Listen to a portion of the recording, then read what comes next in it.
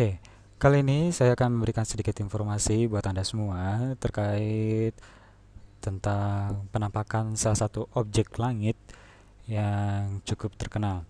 Jadi beberapa hari yang lalu, seorang teman saya mengabarkan pada tanggal 3 Juli kita akan melihat sebuah satelit yang cukup terkenal, yaitu International Space Station atau lebih dikenal dengan ISS, yang merupakan laboratorium luar angkasa. Nah, kebetulan ISS ini dapat kita lihat dari kota Jakarta dan beberapa kota besar lainnya.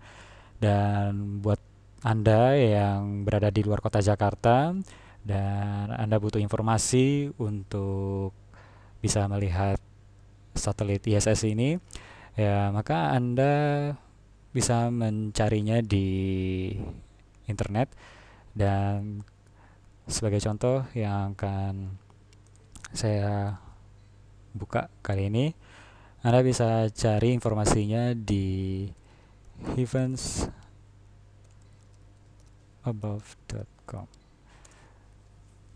Oke, di situs ini Anda bisa mencari informasi tentang satelit dan beberapa spacecraft lainnya. Bahkan Anda juga bisa melihat kondisi langit untuk pada tanggal tertentu dan di lokasi tertentu.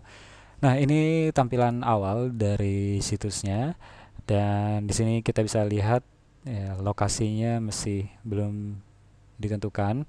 Dan untuk memilih lokasinya Anda bisa menggunakan select from map, atau Anda bisa lihat juga dari database yang telah dibuat oleh situs ini. Oke, kalau itu saya akan pakai dari database-nya. Nah, di sini kita sudah ada berada di negara Indonesia, dan misalnya saya ingin mengamat di Jakarta. Oke, saya tinggal ketik Jakarta. Dan ini lokasi untuk Jakarta dengan lintang sekian dan bujur sekian dengan elevasi atau ketinggian 1 meter. Nah, cuma saya di sini tidak tahu di mana lokasi tepatnya. Jadi saya akan melihat dari map yang tertera di sini.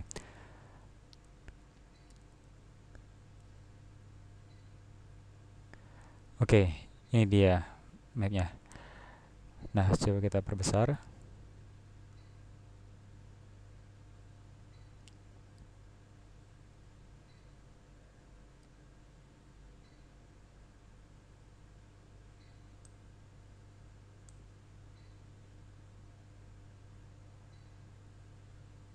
Oke, saya agak lama, coba saya cek ini. Oke.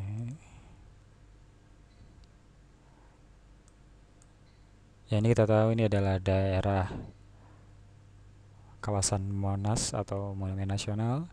Nah, sedangkan lokasi tadi ada di sekitar sini. Nah, saya akan pindahkan di tempat lokasi yang akan saya pakai untuk pengamatan.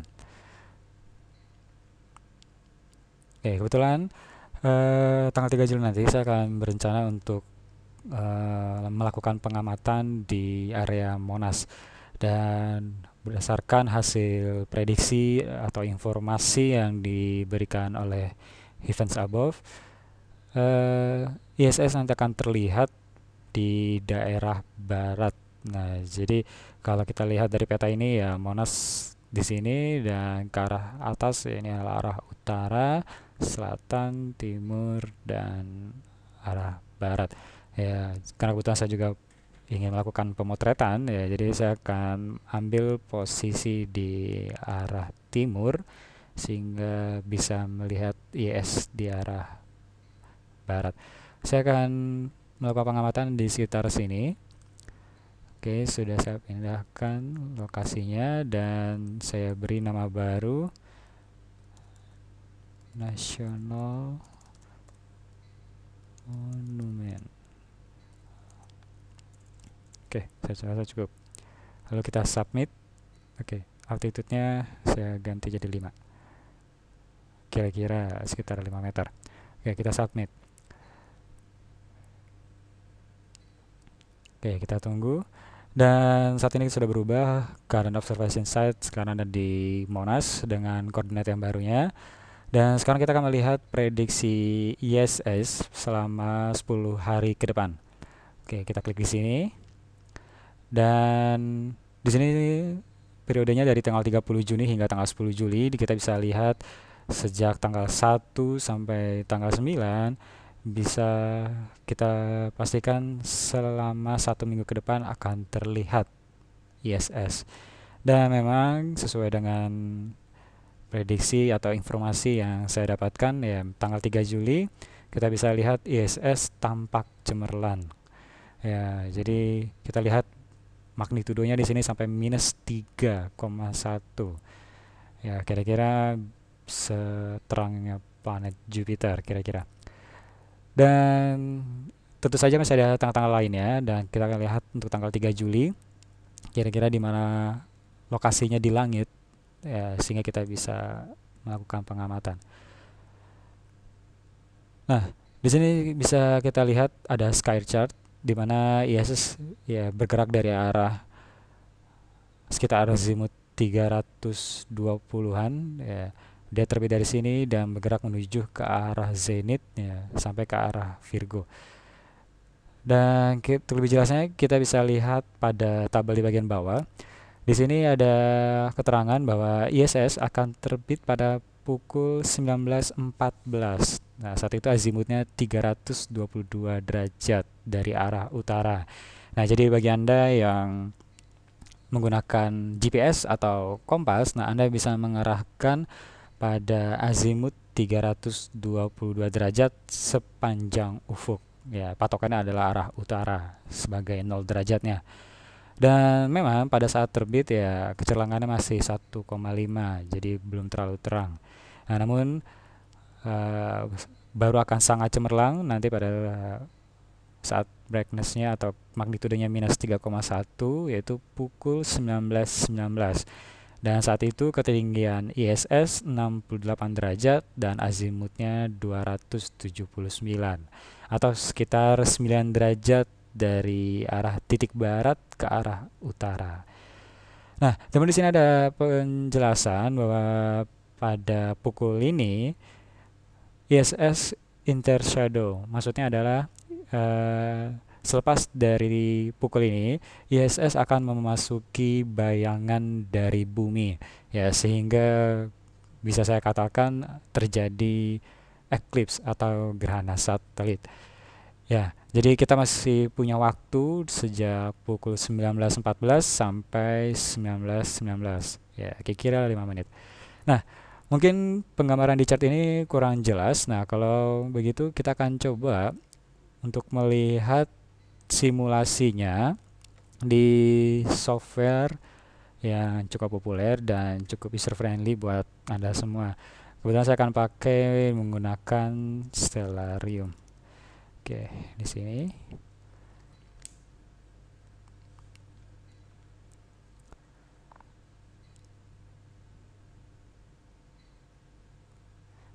Oke, software ini bisa Anda download secara gratis di stellarium.org.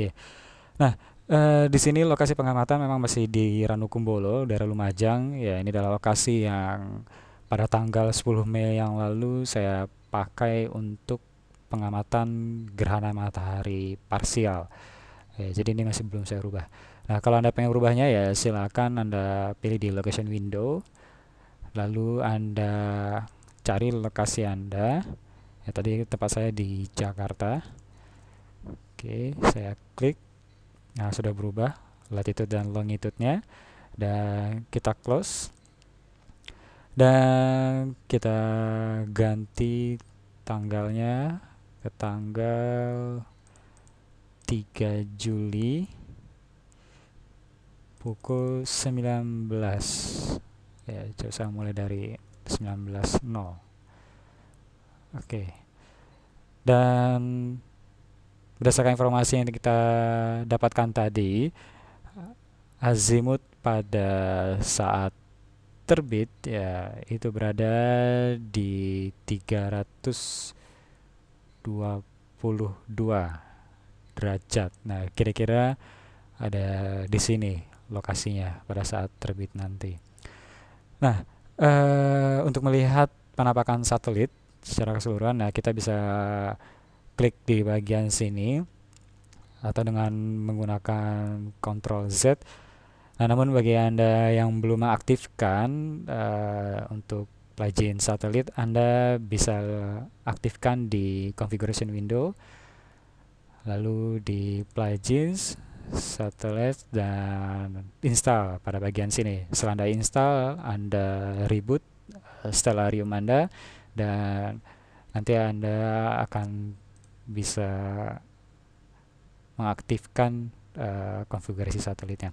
Oke, ini kan saya aktifkan satelitnya, dan kita bisa lihat di sini ya ada garis putih. Ini adalah garis dari peredaran ISS yang akan terlihat pada tanggal 3 Juli nanti. Oke, kalau gitu akan saya letakkan kira-kira posisi seperti ini agar terlihat, dan saya percepat sedikit. Ya, bisa juga Anda menggunakan tombol pada keyboard huruf L.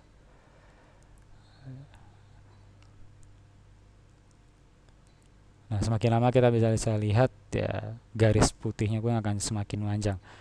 Dan pada pukul 19.16 berdasarkan informasi ISS akan terbit. Nah, kalau gitu mari kita tunggu. Nah, ini saya bisa lihat ada tulisan ISS atau Zarya kalau tidak salah. Nah, ini ISS-nya pada saat terbit ya, satelitnya sudah bisa terlihat, cuma magnitudonya atau kecerlangannya ya masih cukup redup.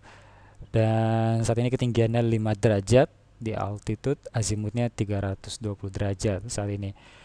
Dan akan kita coba percepat pergerakan dari ISS-nya. Kita percepat lagi. Nah, sambil kita percepat, saya akan tampilkan konstelasi, ada Leo dan Virgo.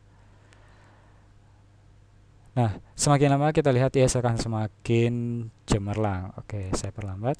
Dan di sini kita bisa lihat the satellite is visible, berarti memang satelitnya terlihat. Dan pada suatu ketika, berdasarkan informasi tadi, di sekitar rasi Virgo, nanti satelitnya akan tertutup oleh bayangan bumi maksud saya, dan nanti dia akan terjadi eclipse atau gerhana satelit. Nah, di sini indikatornya berubah dan dia pun juga menjadi gelap. Oke, jadi itu simulasi yang bisa kita lihat di software ini, dan semoga Anda punya kesempatan selama 1 minggu ke depan, karena meskipun Anda tidak sempat melihat pada tanggal 3 Juli nanti, ya Anda masih punya kesempatan di hari-hari berikutnya selama seminggu ke depan. Pada tanggal 4 Juli Anda bisa lihat pada pukul setengah 6 sore, dan puncaknya di ya 18.31. Lalu pada tanggal 8 Juli, nah ini juga lumayan cukup terang ya, Anda bisa lihat pada pagi hari. Ya, azimutnya di antara barat dan selatan ya, dengan ketinggian 22 derajat. Lalu Anda bisa lihat juga pada tanggal 9-nya dan tanggal 6 Juli juga yang terjadi pada pagi hari. Oke, kira-kira ini dulu informasi yang bisa saya dapatkan, yang bisa saya berikan juga kepada Anda semua. Semoga selama seminggu depan kita bisa menikmati ISS ya, jalan-jalan di langit kota Jakarta dan di beberapa kota besar lainnya. Dan bagi Anda yang hobi fotografi ya jangan lupa Anda mempersiapkan kamera Anda, siapkan tripod ya, karena untuk bisa membuat trail atau jejak dari ISS ya mau tidak mau Anda harus menggunakan long exposure. Jadi lebih dari 1 detik atau bahkan lebih dari 10 detik. Oke, kira-kira itu dulu informasi yang bisa saya berikan. Semoga bermanfaat dan sampai berjumpa di tutorial atau informasi berikutnya terkait tentang astronomi. Terima kasih dan salam.